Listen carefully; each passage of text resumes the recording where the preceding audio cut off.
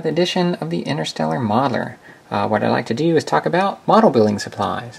And what's prompted me to do this is that I've seen posts from people online recently that express an interest in getting back into the hobby or getting started in the hobby.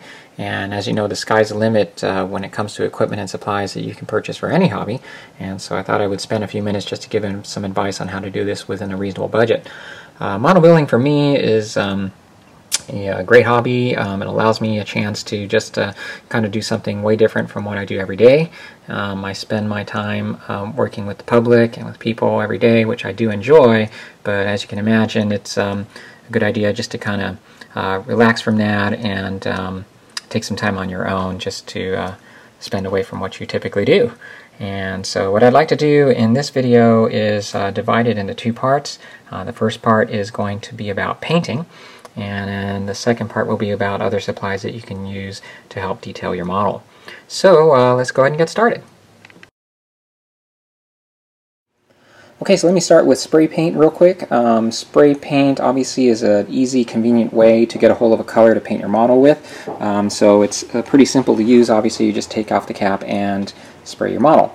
But there are some disadvantages to spray paint. The top two in my book are, one, it's hard to control the amount of paint coming out of the spray can, and that's a problem, especially if you're trying to get clean lines and section off a particular part of your model in which you want nice, clear, even lines. Oftentimes you end up taking the masking tape off and there's just too much paint anyway that's been applied with the spray can. It just doesn't look right. The other disadvantage is that not all colors are available in a spray paint can, and so that's a shame because there are a ton of different colors available to paint your models with, and you definitely will have a lot more choice if you were to use an airbrush instead. So spray cans are convenient, but there are definitely some disadvantages to using them. Show you a few other options that you have. One is this cap that Testors makes that attaches to a propellant can, and you want to think of it probably as a very basic type of airbrush, if you will. It has this nozzle here that utilizes the propellant to spray the paint out. The beauty of this here is that you can actually use the bottles that the paints come in to attach it to this. Now this particularly doesn't go with this one here, but it's somewhat similar. Anyway, it basically slides right into place, and you attach this to the propellant can like I had it attached a second ago, and you spray the paint onto your model. And the nice thing about this is that it sprays out a finer mist, and so it's not as heavy as what comes out of a spray can.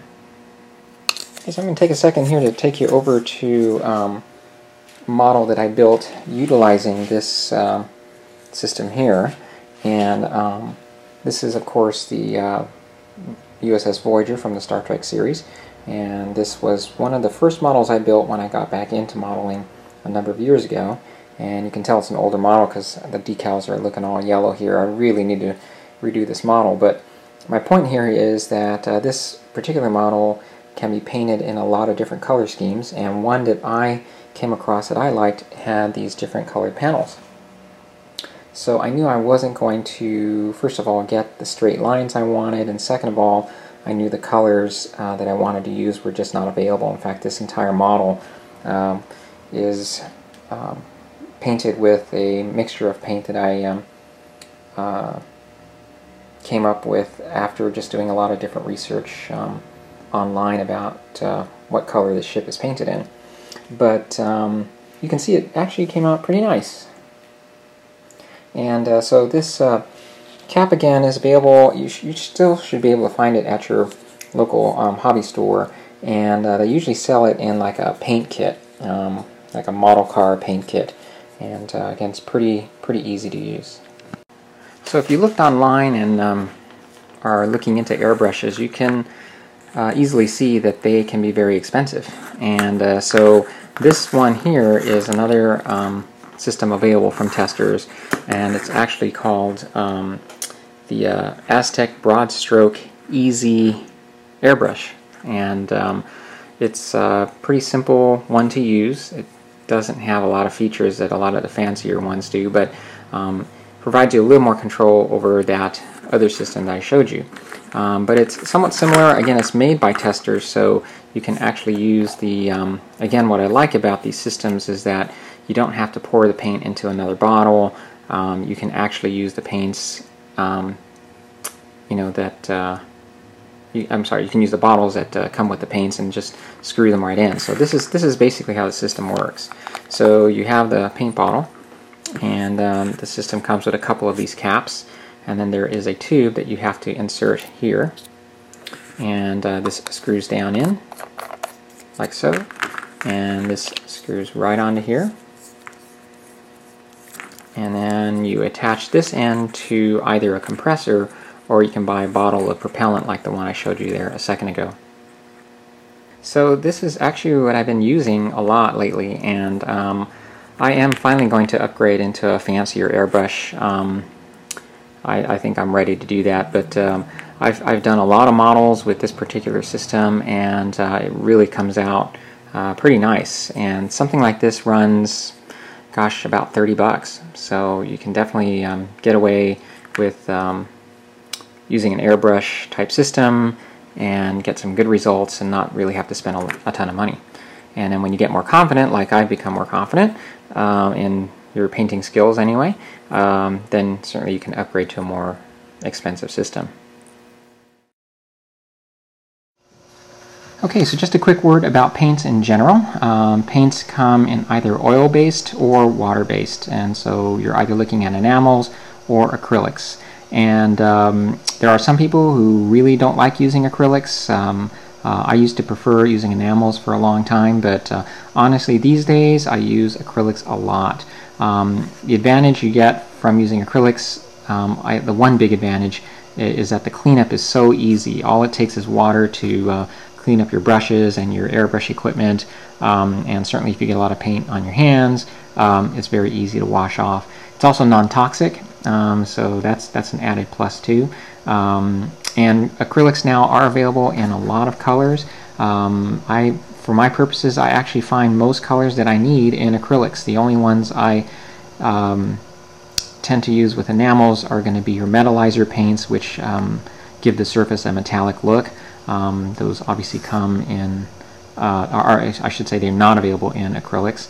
And certainly there are some off-the-wall colors that you find only in enamel. So for the most part, I tend to use acrylics. Now, one thing you got to be mindful of when you use acrylics is that it seems to take more paint to cover the surface with acrylics than you have to use with enamels.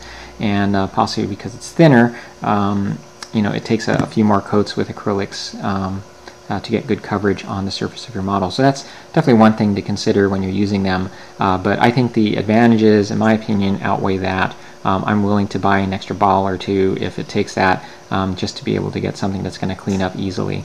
For the most part though, with most size models, I can get by with one, maybe 1.5 bottles are necessary to cover the entire surface of the model. Unless you're building something big like the 1/350 scale Enterprise, that took quite a few models. I should have kept count how many it took, but for the most part though, you can get by with a bottle or a bottle and a half of paint like this to cover most models.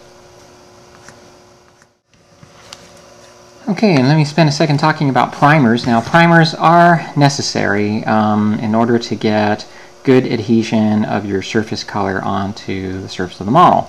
And you don't, I mean, you could go without priming, but honestly, I think you do. It does come out much better when you do use a primer. The paint will apply a little more evenly to the surface and give you just better adhesion of your surface coat. So primers obviously come in a lot of different ways here. You can get large cans like these, like at a paint store or a hardware store, and they certainly come in smaller cans too that you can get at your local hobby shop. But you'll find that a lot of people tend to use these primers here that you can easily get at the hardware store. One advantage that you get from using primers like this is they come in larger cans, so there's more bang for your buck, if you will. You'll definitely have a lot more primer to use with your models, and the can will last you a lot longer, and it doesn't quite cost as much as the smaller cans do. Primers also come available in bottles like this as well, and you can apply it with your airbrush too. Obviously, that's your choice. I personally use primers from a can for the most part. I'm not applying a really thick coat of the primer to begin with anyway, so for me it's worked out well. And whether you go with a white primer or a dark primer like black or gray, sometimes it depends on what you're after, because if you apply a light color over a darker primer, sometimes that will help give the paint a darker accent. So it just depends again what you're after, but priming is definitely one of these things that I'd recommend. Okay, so talking quickly about masking tape. Obviously this is a useful tool to have when painting. Masking tape is necessary in order to isolate certain parts of your model that you want to have painted, and this is just conventional masking tape you can get at Home Depot, and obviously it comes in different sizes. You can get narrow rolls of masking tape and obviously thicker rolls like this. One tape, however, that I like to use a lot is this drafting tape. It's similar to masking tape, but it just has less tack to it. So especially when you're using an airbrush and not applying that much paint, or at least a thinner coat of paint I should say, you don't really need as much tack as you get with this regular tape here. So if you feel that there's a chance that this might lift off some of the surface paint, you want to go with something that has a little less stickiness or tack. So I find the drafting tape to be very helpful. Now, one other tool that I've been recently using also is this paper that you can get at Home Depot. Again, you can get this in varying sizes too, but rather, say for example, you just need to tape or isolate just a small part of your model. Rather than taping off the entire surface of the model, you can tape around that area and isolate the rest of it by just covering it with this this paper here. It's very inexpensive to buy this sort of stuff, and pretty easy to get a hold of. Like I said, you can get it at Home Depot. Okay, and just finishing up here with the paints. Obviously brushes are important. Brushes give you the ability to paint smaller parts and to apply fine details. One brush that I think is really important is to have a pinpoint fine type brush like this. It allows you to get into smaller areas, and certainly you have a whole host of other brushes that you can buy, whether they're flat brushes or thicker brushes. Depends on what you need, obviously. But I would suggest not going too cheap with your brushes, because the cheap ones just fall apart very easily. I mean, you can go to a store like Michael's, for example, and get really inexpensive brushes, but they really don't last very long. So you want to get a hold of some sturdy brushes so that they're going to last you a while.